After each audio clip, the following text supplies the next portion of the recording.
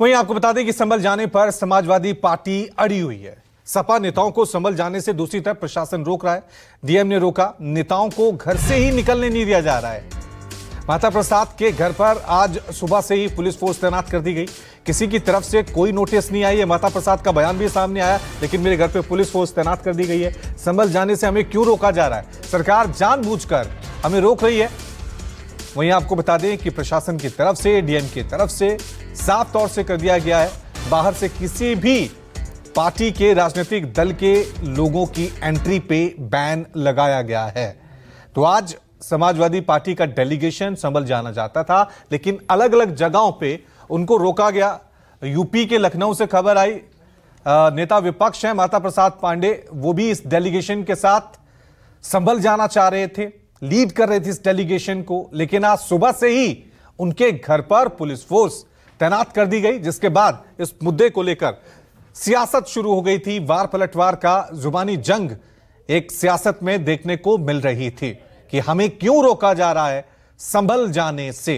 दूसरी तरफ प्रशासन ने साफ कर दिया है कि धारा 163 वहां पे लागू है, किसी को भी बाहर से आने वाले लोगों की एंट्री पर वहां पर बैन है।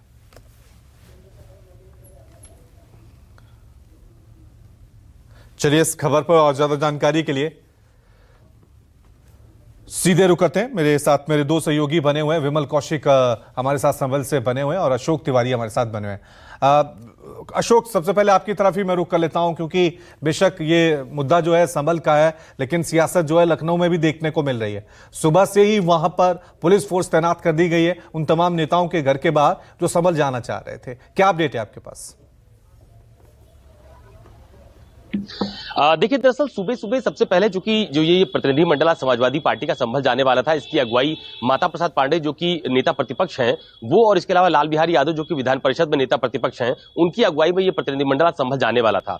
आज सुबह से ही माता प्रसाद पांडे का वृंदावन कॉलोनी में जो उनका निजी आवास है उसके बाहर भारी पुलिस फोर्स तैनात की गई थी और इस बात को लेकर उन्होंने काफी नाराजगी भी जाहिर की थी। उनकी तरफ से लगातार ये कहा जा रहा था कि संभल के दौरे को लेकर पहले से ही प्रशासन को सूचना दी गई थी और पिछली बार हमने अपना दौरा इसलिए भी स्थगित किया था कि प्रशासन के लोग ये कह रहे थे कि वहां पर स्थिति बिगड़ सकती है, इसलिए वो नहीं गए थे। लेकिन आज समाजवादी पार्टी के प्रतिनिधि मंडल को जाने से रोका गया है, ये पूरी तरह से अवैधानिक है, ये आरोप माता प्रसाद पांडे की तरफ से लगाया गया है। हालांकि काफी देर तक वहां पर जो पुलिस और प्रशासन के लोग थे वो माता प्रसाद पांडे से बात भी कर रहे थे। इसके अलावा श्यामलाल पाल जो कि यूपी समाजवादी पार्टी के अध्यक्ष हैं, उनके घर पर भी पुलिस का पहरा था, उनको भी फिलहाल घर से निकलने नहीं दिया गया, इस तरह का आरोप उनकी तरफ से भी लगाया गया है। तो कुल मिलाकर शुरुआती दौर में काफी नोकझोंक की स्थिति देखने को मिली थी। समाजवादी पार्टी के कार्यकर्ता माता प्रसाद पांडे के आवास के बाहर बैठकर नारेबाजी भी कर रहे थे, सरकार के खिलाफ उन्होंने काफी नारेबाजी भी की। बाद में पुलिस प्रशासन से बातचीत के बाद उन्होंने फिलहाल अपना दौरा फिलहाल के लिए स्थगित किया है, यानी कि समाजवादी पार्टी का डेलीगेशन जो लखनऊ से जाने वाला था, जिसमें 5 सांसद, 5 विधायक और तमाम सारे समाजवादी पार्टी के बड़े नेता शामिल थे, उन्होंने फिलहाल अपना दौरा स्थगित कर दिया है। लेकिन समाजवादी पार्टी की तरफ से कहा जा रहा है कि उनके दौरे को रोकना ये कहीं ना कहीं से लोकतंत्र का हनन है और अगर वहां पर उनके जाने से स्थिति बिगड़ती है तो आखिरकार सरकार इस पर जवाब क्यों नहीं देती। तो इन तमाम सारी चीजों को लेकर काफी देर तक बातचीत होती रही और बाद में वो दौरा स्थगित भी किया गया है। लेकिन समाजवादी पार्टी के मुखिया अखिलेश यादव ने भी जो उनका प्रतिनिधिमंडल रोका गया है उसको लेकर सरकार पर सवालिया निशान खड़े किए हैं। तो फिलहाल अभी जो आज डेलीगेशन जाने वाला था वो फिलहाल अभी नहीं जाएगा, लेकिन समाजवादी पार्टी ये बात लगातार कह रही है कि जब भी वहां पर जाने का मौका मिलेगा हम लोग वहां पर जाकर जमीनी हकीकत पता करने की कोशिश करेंगे। तो फिलहाल पुलिस प्रशासन से बातचीत के बाद दौरा स्थगित किया गया है। उनके घर के बाहर से फोर्स भी फिलहाल हटा ली गई है। लेकिन जो डेलीगेशन में शामिल बाकी लोग लगातार इस बात का आरोप लगा रहे हैं कि बीजेपी सरकार नहीं चाहती कि वहां की असलियत सामने आ जाए, इसीलिए उनका जो डेलीगेशन है उस पर प्रतिबंध किया गया है। ठीक है, मैं सीधा रुक कर लेता हूं विमल का। विमल, क्योंकि आप तो वहीं पर मौजूद हैं और तब से मौजूद हैं जब से वहां पर पूरा घटनाक्रम हुआ है। समाजवादी पार्टी बार बार कह रही है कि वहां की असलियत दुनिया के सामने आनी चाहिए, पता लगना चाहिए वहां पे क्या हो रहा है। तो क्या है अभी ताजा हालात, आप बताइए। संभल की सच्चाई, इस वक्त हालात सामान्य हो रहे हैं, क्या अपडेट है?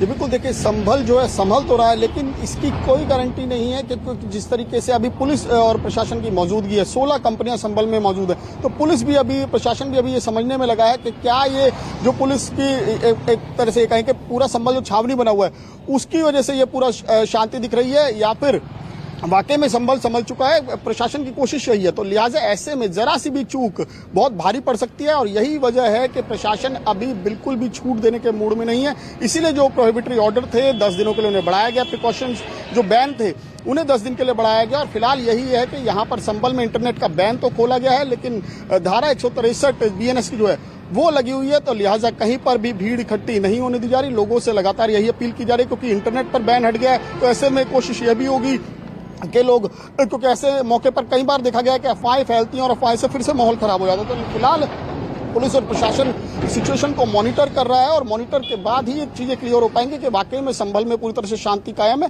हालांकि अब मार्केट्स खुल चुकी हैं, लोग अपने काम पर लौट रहे हैं और जो लोगों को एक शंका थी, जो लोग अपने घरों को छोड़कर चले गए थे कि कहीं दोबारा से कुछ इस तरह के हालात ना बने, वो लोग भी वापस लौट रहे हैं। तो स्थिति धीरे धीरे बेहतर होती जा रही है। इसीलिए शायद संभल प्रशासन अभी यही कोशिश कर रहा है कि कोई भी यहाँ पर ना आए, और इसीलिए जो खुद डीएम है उन्होंने समाजवादी पार्टी के जो प्रतिनिधिमंडल है उनसे बात भी की थी और उनसे कहा था कि अभी हालात थोड़े से सामान्य हुए हैं, उन्हें पूरी तरीके से सामान्य होने जाने दीजिए, उसके बाद यहाँ पर कोई भी आए उसका वेलकम है। लेकिन दूसरी तरफ जहां तक पुलिस की अगर इस पूरे मामले इन्वेस्टिगेशन की बात करें तो करीब 300 लोगों की पहचान की जा चुकी है अलग अलग वीडियोस के जरिए और 31 कुल गिरफ्तारियां हुई हैं। लेकिन अब पूरा मामला क्योंकि न्यायिक आयोग को जांच के लिए सौंप दिया गया, तो हो सकता है कि आने वाले 1-2 दिनों में जो जुडिशियल कमीशन है वो यहाँ पर संभल में पहुंचे और उस दौरान प्रशासन से भी जो चूक हुई है उसकी भी जांच होगी कि आखिर कहाँ गलती हुई, कैसे भीड़ इतनी इकट्ठी हो गई, कैसे अचानक से हंगामा हो गया, और वो भी उसके बावजूद जब 19 तारीख को सर्वे हुआ था और भीड़ वहां पर मौजूद थी। उसके बाद जब 24 तारीख को सर्वे की बात हुई तो आखिर पुलिस प्रशासन कहाँ कमजोर रह गया, कहाँ गलती हुई, जिसके बाद ये पूरा का पूरा मामला इस तरह से भड़क गया। ठीक है, ये क्योंकि ये सवाल तो है कानून व्यवस्था को लेकर कि आखिरकार चीजें तब क्यों संभली और विपक्ष इसी को लेकर सवाल उठा रहा है। मैं अशोक आपकी तरफ एक बार फिर रुक कर रहा हूं, क्योंकि जाहिर सी बात है अभी जिस तरह से विमल हमें रिपोर्ट दे रहे हैं कि चीजें वहां सामान्य हो रही हैं, धीरे धीरे लोग अपनी जिंदगी को आगे, रफ्तार को आगे बढ़ा रहे हैं आम दिनों की तरह। लेकिन क्या सियासत ये सब कुछ होने देगी? जिस तरह से समाजवादी पार्टी ने जिद की है कि हम तो वहां जाएंगे, कांग्रेस की तरफ से भी कह दिया गया है कि इतनी तारीख को हमारा दौरा होना है। क्या लग रहा है कि सियासत की वजह से इस मुद्दे को और ज्यादा खींचा जा रहा है? देखिए, दरअसल ये जो पूरा मूल मामला है, ये चूंकि कोर्ट के ऑर्डर के बाद वहां पर एएसआई सर्वे की बातचीत हुई, जो टीम थी वहां पर सर्वे करने के लिए गई, लेकिन अचानक से लोगों के बीच में उस पूरे मामले को लेकर कुछ विरोधाभासी चीजें गई हैं, जिसके बाद इस तरह की स्थिति बनी है। लेकिन जो बात आपने कही कि सियासत की वजह से ये मामला लंबा खिंचता हुआ नजर आ रहा है, तो इसमें कोई संदेह नहीं है कि उस मुद्दे को लेकर उत्तर प्रदेश की प्रमुख विपक्षी पार्टी समाजवादी पार्टी ने पहले ही दिन से इस बात को लेकर विरोध शुरू किया कि संभल में जो वास्तविकता है, जो सच है, वो छुपाया जा रहा है। ठीक है, अखिलेश यादव ने जब पिछले दिनों प्रेस कॉन्फ्रेंस की थी तो उस दौरान भी उन्होंने संभल का ठीक है, क्योंकि हमेशा देखा जाता है सियासत की वजह से कई बार आम लोगों को नुकसान होता है, लेकिन सियासी पार्टियों को हमेशा फायदा होता है। शुक्रिया आप दोनों का तमाम जानकारी के लिए।